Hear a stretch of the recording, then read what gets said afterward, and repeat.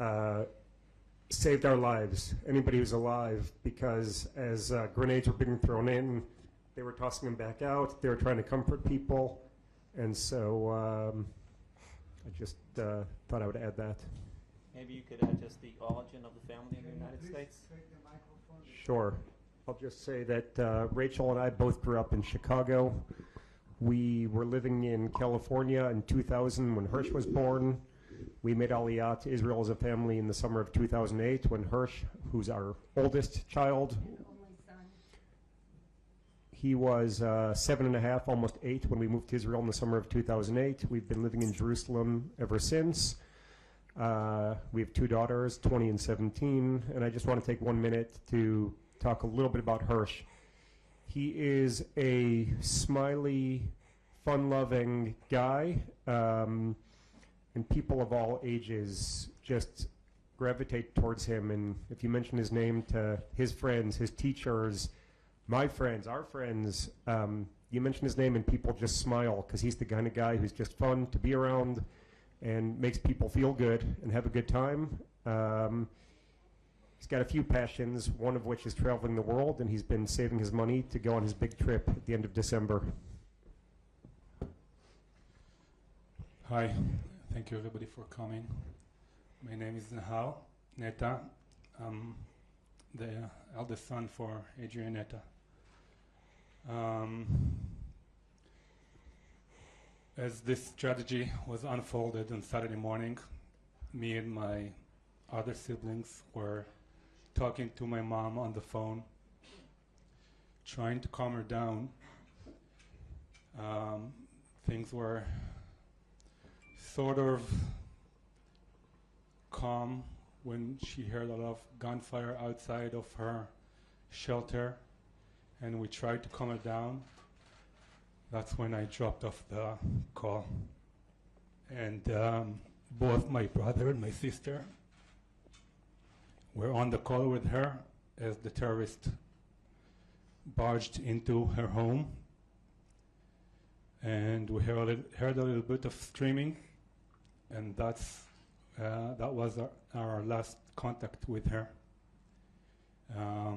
There was no shooting on the call, and the neighbors downstairs also didn't hear any shooting. My mom used the little bit of Arabic that she picked up working as a nurse in the hospital in Soroka for 20 years to calm down the terrorists. And it is our hope, which is a little bit ridiculous at this stage to say that the optimistic scenario is that she's held hostage in Gaza and not dead on the street of the kibbutz where we grew up.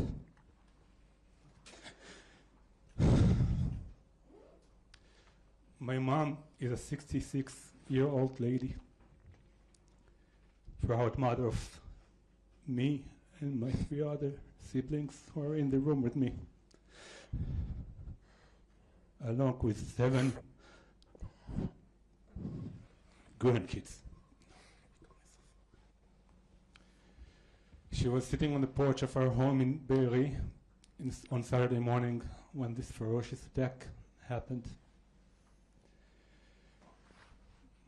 My mom devoted her life to helping other people of all races and genders in her practice as a nurse in the hospital in the Negev in Be'er Sheva.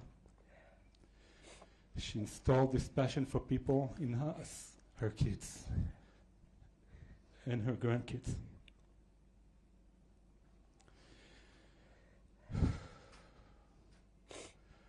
As I said, our last contact with my mom was Saturday morning around 9:45 a.m. as the terrorists burst into her shelter in her home in Be'eri. There are a lot of images kind of spreading around, which I don't feel the need to talk about. I want to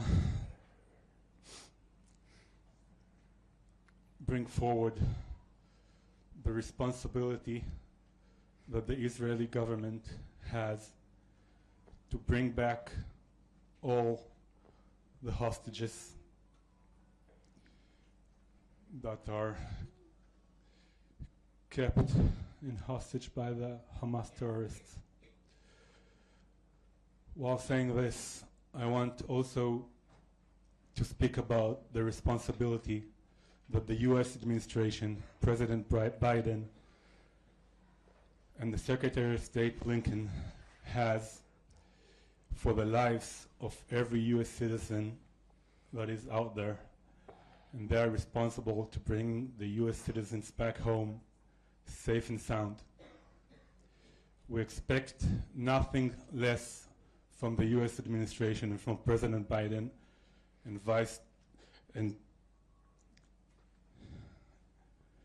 Secretary of State Blinken. I speak in the name of myself and my family, and I wish for the quick solution for this terrible, terrible situation that all of us are in. We never imagined that this is how it will look. Thank you again for coming.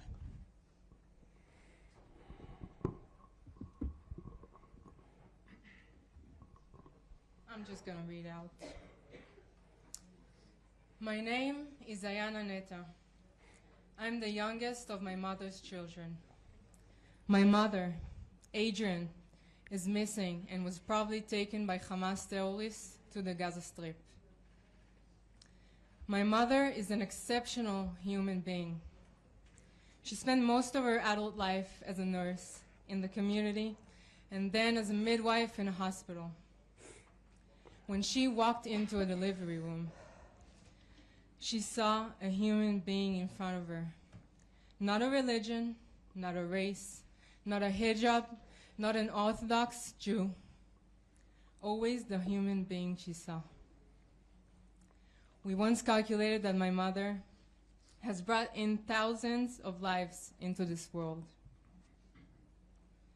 When Hamas walked into my mother's room in Be'eri, they saw her there alone, but they did not see a human being.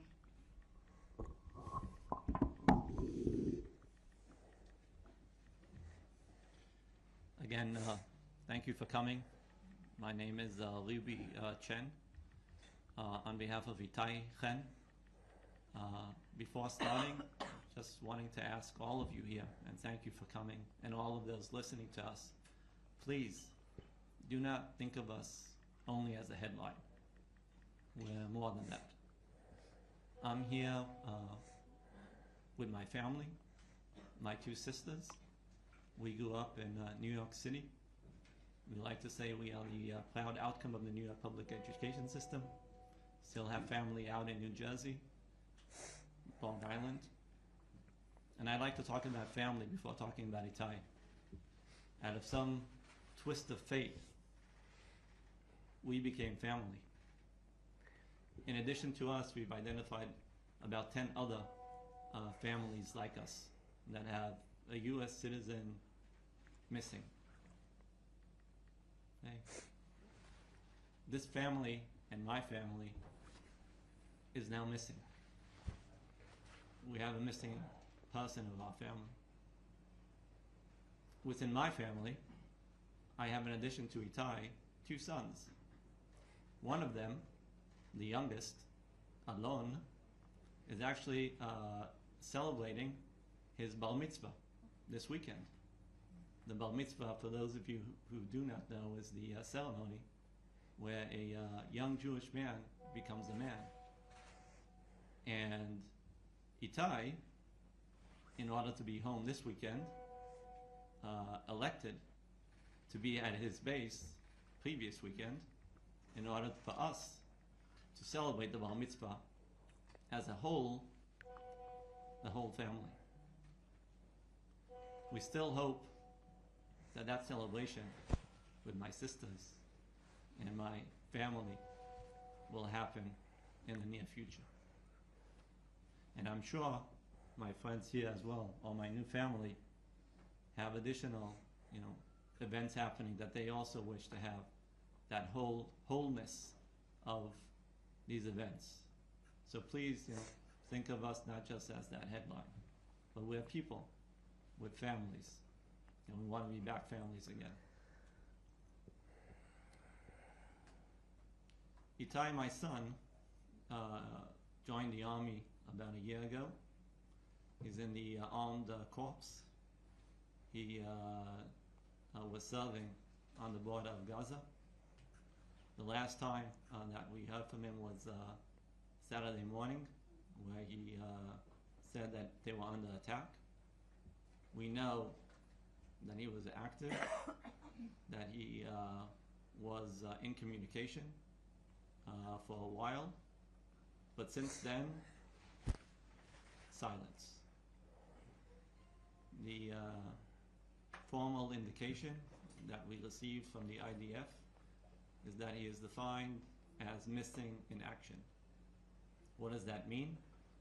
It means that nobody since Saturday morning has been able to physically locate him, identify him, and say that he saw him. It also means that he's not in the hospital. It also means that he's not on the deceased list that has been identified. You would think it would be a good assumption to say that after 70 hours, if he's not in the state of Israel, he might be some other place. And if that is the case, then he is by definition a POW, US citizen, and Israeli citizen. And what we are asking for his captives and for the US government as well to ask from the captives, Hamas, is to treat him as a POW should be treated according to international law, meaning having someone visit him, have a doctor see him, have a UN-led representative see him as well. And as said before, we want to be back, we want to go back to become family. We want this to end as soon as possible. Hopefully with your help, the people here will help us amplify this message to the US government, Secretary of State, that until now have been saying all of the right things, but we do, at least I, on behalf of my family, am asking the US not to take a back seat. The US has a lot of resources at its attention. It is able to do many things that can be different than what the Israeli government could do. And we are asking on behalf of my family for President Biden, where we are sure his heart is in the right place when it comes to Israel, and Secretary of State to do what they can to make this end for us as soon as possible to become family, whole again.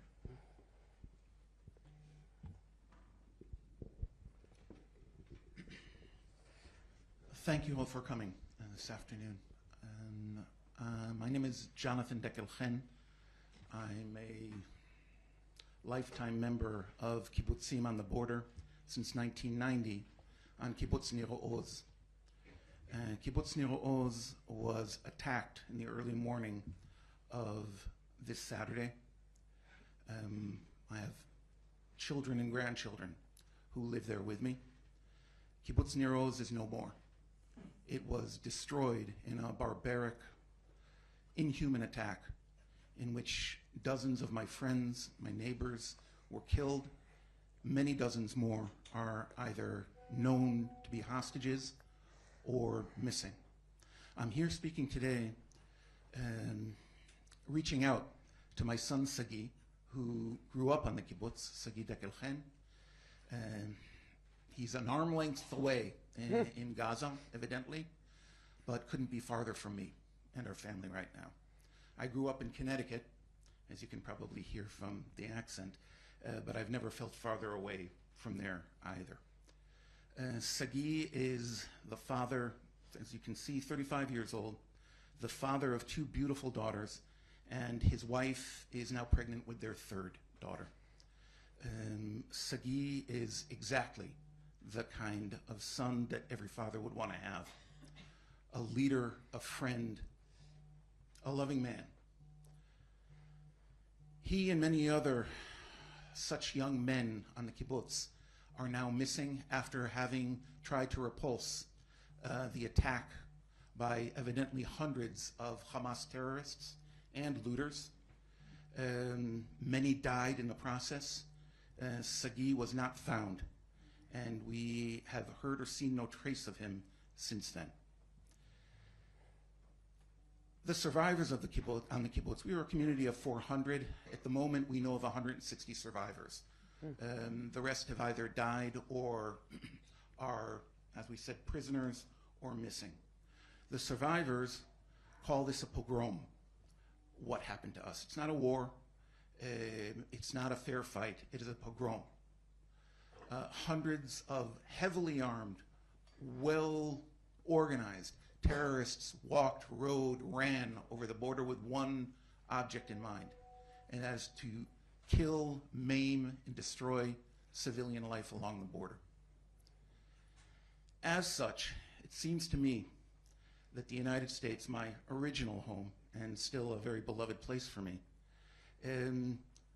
always wants to be and must be on the side of good. Hamas is evil. It's difficult for me to say. I'm what is called a peacenik in Israel, as many of the kibbutz members are in our area. But what we've witnessed, this kind of savagery, this kind of inhumanity, must be stopped. And as a result, like the other 5 people on this stage who would prefer to be anywhere but here right now, do appeal to the United States government, to the Congress, to do what they can on the side of good here. We're waiting for Sagi to come home. We do not know what fate he met along, as I said, with dozens of other people from the kibbutz. And just so you understand, these aren't all 35-year-old men. These are children. These are aged people, and everything in between. So if there ever was a moment of good against evil, in the harshest terms, this is it. And I thank you for listening to us. And I'm sure all of us will welcome questions. We'll answer as we can, both for our children and relatives and for those well over 100 hostages that were taken. Among the hostages, I'll add that outside of Sagi, there are 3 other hostages taken from my kibbutz who are American citizens, Israeli Americans, and 2 who were murdered on Saturday morning. Thank you very much to all the families participating. We're going to go now to questions from the journalists. We're going to start with Becky Anderson from CNN. We're going to go one by one. Please, when you get the microphone, say your name and the outlet that you're from. Thank you. Thank you, and thank you for doing this today. Israel has said that it will do its best to get any hostages home, but there's also talk of an imminent ground incursion at this point. Just how concerned are you? This isn't to any single person. I don't know who wants to take that. Yeah, I can address the question. As we saw some of the kinds of these questions coming up, right? I don't have earlier acquaintance with anybody at the table, but I would assume that none of us are military personnel or foreign affairs strategic thinkers. We are the family members of US citizens that were kidnapped into the Gaza Strip. Hence, I do not think that it is our place to comment on the necessary actions that the Israeli government has to take, or the US Biden administration for that sake. All we ask from the Biden administration and the Secretary of State, Blinken, is to act to the immediate release of all hostages. And remember that the US government has direct responsibility to the lives of the U.S. citizens that are held hostage by these terrorists. So whatever any government needs to do in order to make that happen, please make that happen. Thank you. Lester Holt from NBC News in the United States. Have any of you been contacted directly by the U.S. administration or the Israeli administration in terms of what a pathway toward negotiations might look like? Thank you. So what I could say is that the side of the U.S. Embassy, we've been in contact with the State Department and the U.S. Embassy that have taken note of the details of Itai, but there's been no formal or concentrated attempt to talk to us as a group and updating us about what they are doing in this matter. I think it is a legit request from a representative from the State Department to sit with us, update us what they have been doing and what they are planning to do, and able to support us. From the Israeli government, as I said before, we got an indication about the status of Itai as defined as missing in action, and waiting to get additional updates.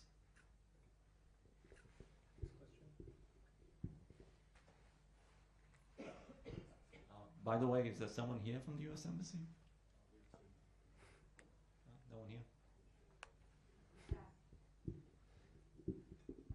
Excuse me, what have you been hearing so far from Israeli officials? Can you identify yourself? Yoav Borovich from Kan 11 in Israel. So I wanted to know, please, what have you heard so far from officials, from Israeli officials? How much information are you getting? And what's your expectation of Israel regarding the situation?